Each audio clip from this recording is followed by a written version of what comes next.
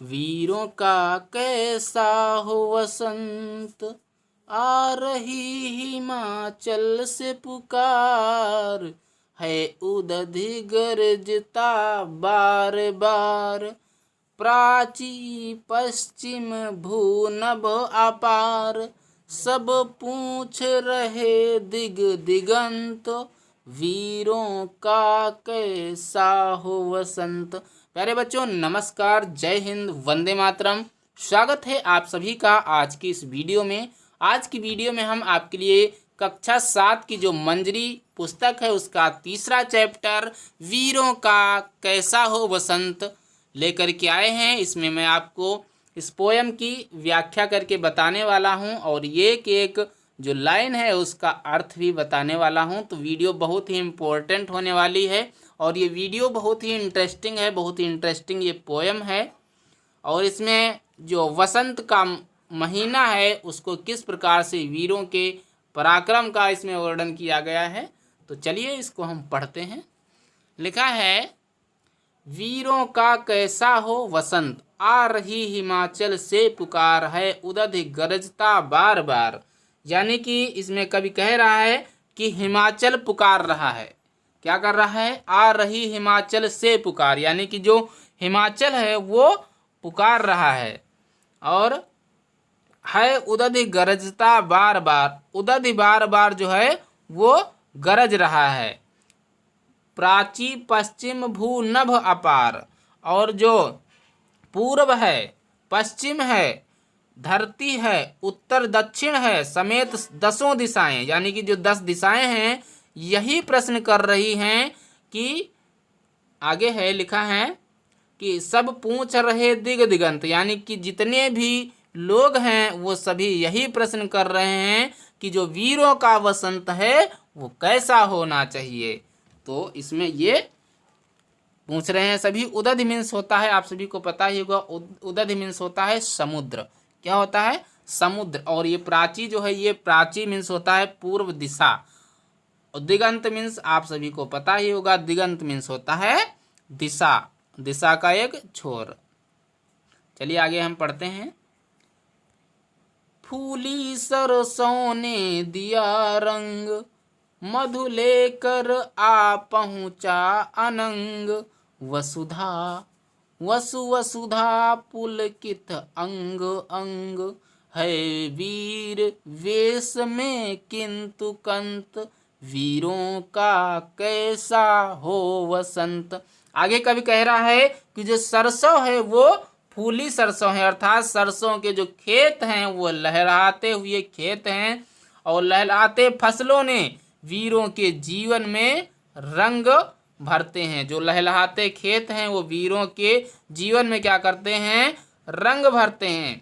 आसमान मानो, आगे है कि आसमान मानो पुष्प रस लेकर आया हो, मधु लेकर आ पहुंचा अनंग, अर्थात जो अनंग है वो क्या लेकर के आ रहा है? पुष्प रस लेकर के आ रहा है। जो आसमान है वो मानो पुष्प रस लेकर के आ रहा है। और अनंग मीन्स होता है कामदेव। क्या होता है? कामदेव भी होता है। वसुधा पुलकित अंग अंग, वसुधा मीन्स होता है पृथ्वी। क्या होता है? वसुधा मीन्स पृथ्वी। और वसंत के रंगों से दुल्हन बनी धरती का अंग अंग, पुलकित यानी प्रसन्न हो रहा है। देखिए कहाँ से कवि जो है अपनी कल्पना कर रहा है वीर वेश में किंतु कंत। आगे कवि कह रहा, कंत मीन्स होता है पति या प्रिया, पति प्रिया आप दोनों कह सके। पुलकित मीन्स होता है रोमांचित होना, पुलकित मीन्स रोमांचित होना, और कंत मीन्स होता है प्रिया, प्रिय कह सकते हैं आप, और पति, प्रिय और पति आप कह सकते हैं, कंत मीन्स। तो आगे कवि कह रहा है कि जो परंतु उसका जो कंत यानी कि उसका पति है, उसका प्रिय है, वीर की वेशभूषा में है, यानी कि वह युद्ध के लिए तैयार खड़ा है। और फिर यही प्रश्न खड़ा हो जाता है कि वीरों का वसंत कैसा हो। चलिए आगे लाइनें हैं। भर रही कोकिला इधर तान, मारू बाजे पर उधर गान, है रंग और रण का विधान, मिलने आए आदि अंत, वीरों का कैसा हो वसंत। मारू मीन्स एक प्रकार का बाजा होता है जो राग युद्ध के समय बजाया जाता है। यानी कि जो मारू होता है ये बाजा जो है युद्ध के समय बजाया जाता है। कब बजाया जाता है? जब युद्ध प्रारंभ होने वाला होता है उस समय मारू नामक जो ये बाजा है वो बजाया जाता है। और ये जो कंत मीन्स तो मैंने आपको बता ही दिया है। प्रिय हो, कोकिला मीन्स होता है कोयल। क्या होता है? कोयल। रण मीन्स होता है रण युद्ध क्षेत्र। तो आगे कवि कह रहा है, कवित्री कहती है कि वीरों के जीवन में वसंत तभी आएगा। देखिए आंसर भी कवि बता रहा है, कवित्री हैं इसकी जो बता रही हैं कि वीरों का जो वसंत है वो तभी आएगा जब वे शांति से अपनों के साथ खुशियां मना पाएंगे। भर रही कोकिला इधर तान, है रंग और रण का विधान। तो अर्थात उनका वसंत तो युद्ध की तैयारी में ही बीत जाएगा। वसंत में कोयल कूकती है तो युद्ध के मैदान में बाजे गाजे नगाड़े बाजते हैं। वीरों के लिए रंग और रण का विधान कुछ इसी तरह है। वीर जब युद्ध के मैदान में उतरते हैं तो अपना आदि अंत यानी जीवन मृत्यु दोनों को ही हथेली पर रख कर चलते हैं। जिस जीत मिलेगी तो जीवन मिलेगा और पराजय यानी कि हार मिलेगी तो मृत्यु मिलेगा। कवित्री पुनः प्रश्न करती हैं कि युद्ध पर जाने वाले वीरों का आखिर वसंत कैसा होगा। इसमें यही कल्पना की गई है, यही आपको समझाया गया है कि जिस प्रकार से कोयल जब गान करती है तो जो वसंत है वो अपना जो है राग दिखाने लगता है। अर्थात जब कोयल कूकती है तो वीरों के जो वसंत है वो फूल खिलने लगता है। और जब ये नगाड़ा बजता है तब जो है युद्ध के जो वीर हैं उनका जो अंग अंग है वो पुलकित होने लगता है। चलिए आगे है, गल बाहें हो या हो कृपाण, चल चितवन हो या धनुष बाण, हो रस विलास या दलित त्राण, अब यही समस्या है दुरंत, वीरों का कैसा हो वसंत। गलबाहें मीन्स होता है गले में बाहों का हार। गलबाहें मीन्स गले में बाहों का हार। कृपाण मीन्स आप सभी को पता ही होगा। कृपाण मीन्स होता है तलवार। कृपाण मीन्स तलवार। धनुष बाण आप सभी को पता ही होगा। तो आगे कवित्री कह रही हैं कि एक तरफ वीरों को अस्त्र शस्त्र से सुसज्जित देखती हैं तो दूसरी तरफ उनके गले में उनकी प्रिय की बाहों के हार देखती हैं।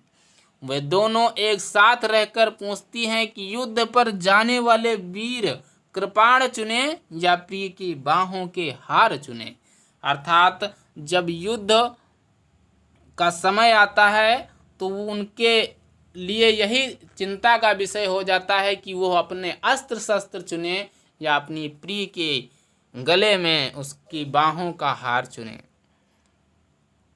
वह धनुष बाण संभालें या प्रिय के नैनों के बाण संभालें, ये उनके लिए बहुत ही दिक्कत वाली बात हो जाती। हो रस विलास या दलित त्राण, अर्थात वह उनकी जो प्रिय है, उनकी जो पत्नी है, वह उसको संभालें या अपने धनुष बाण को संभालें।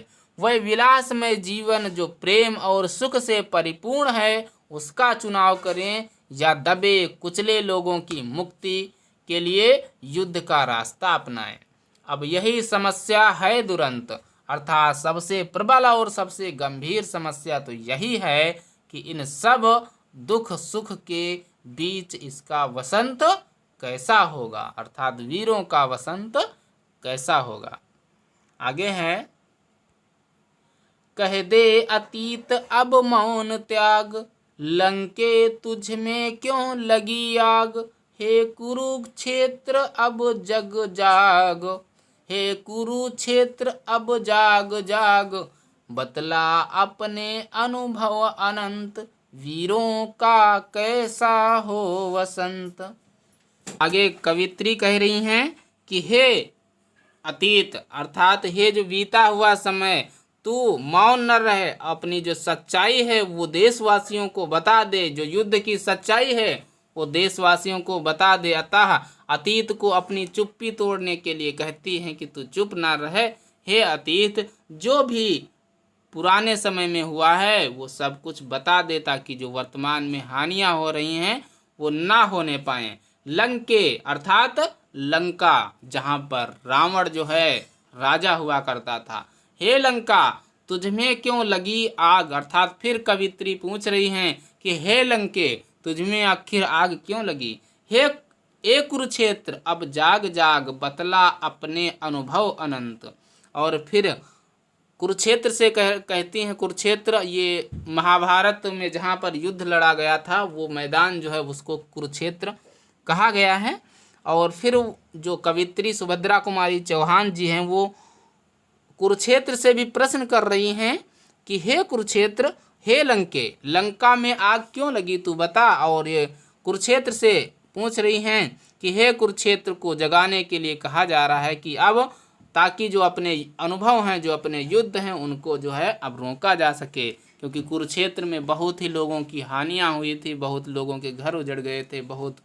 और इसी प्रकार से जो युद्ध हैं वो सिर्फ हमें क्या करते हैं, सिर्फ हमको नुकसान ही पहुंचाते हैं। तो इसलिए सुभद्रा कुमारी चौहान जी कहती हैं कि मेरे अनुभव से तू बता, तू अपने अनुभव से बता कि अपने अनंत अनुभवों को बताकर दुनिया को युद्ध के संकट से बचा। हे कुरुक्षेत्र, तुझे तो सब कुछ ज्ञात है, तेरे अंदर तो सब कुछ व्याप्त है, तू ही अपने अनुभव से बता कि युद्ध में किसकी हानि होती है, किसका लाभ होता है, तो दुनिया को युद्ध के संकट से बचा। ये कवित्री जो है कहना चाहती हैं।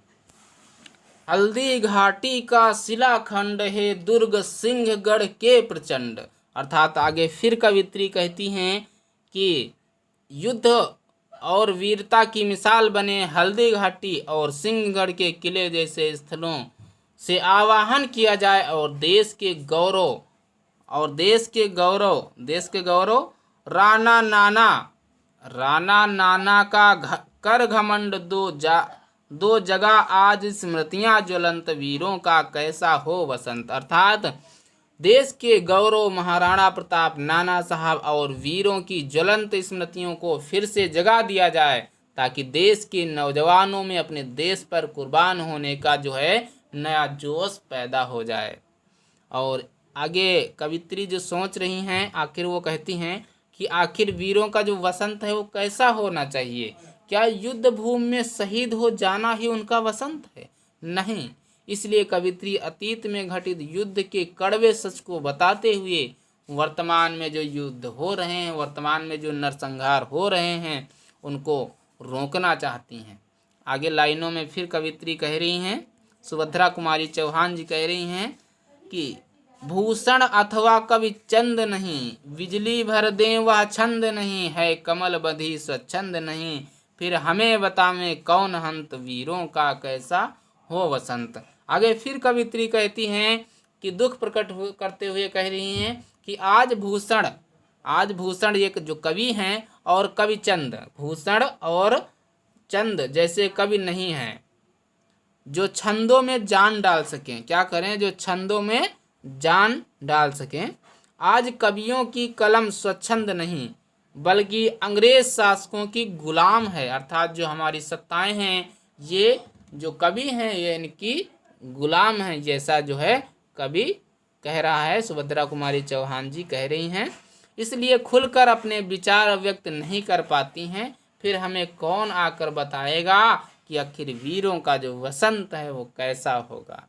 इस प्रकार से सुभद्रा कुमारी चौहान जी ने लोगों को जगाने का प्रयास किया है, लोगों को बताने का प्रयास किया कि आखिर की वीरों का वसंत कैसा होगा, आखिर कब तक जो है वो युद्ध, वो नरसंहार होते रहेंगे, जबकि हजारों मिसालें हैं, जैसे कि कुरुक्षेत्र का युद्ध हुआ है हमारा पुराने ज़माने में, और हल्दी घाटी का युद्ध, और ये सिंहगढ़ के युद्ध के बारे में कवित्री मिसाल देते हुए कह रही हैं कि इन युद्धों से किसी का कभी फायदा नहीं हुआ है, सिर्फ नुकसान के अलावा। तो आखिर ये युद्ध कब रुकेंगे? आखिर जो हमारे नौजवानों का, हमारे वीरों का जो वसंत है वो कब लौट कर आएगा? कब वीरों के यहाँ भी खुशहाली होगी?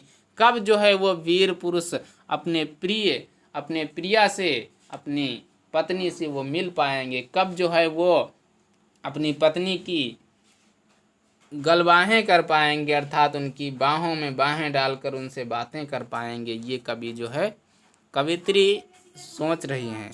तो इस प्रकार से आपको कविता बहुत पसंद आई होगी। अगर कविता पसंद आई है तो इस वीडियो को लाइक करें, और चैनल को पहली बार देख रहे हैं तो चैनल को सब्सक्राइब करके रखें, क्योंकि आपको 6, 7, 8 की अंग्रेजी और हिंदी आपको संपूर्ण सिलेबस आपको यहाँ से मिलने वाला है। तो वीडियो को शेयर कर दीजिए और चैनल को सब्सक्राइब करके रखिए। मिलते हैं अगले वीडियो में, तब तक के लिए जय हिंद, नमस्कार।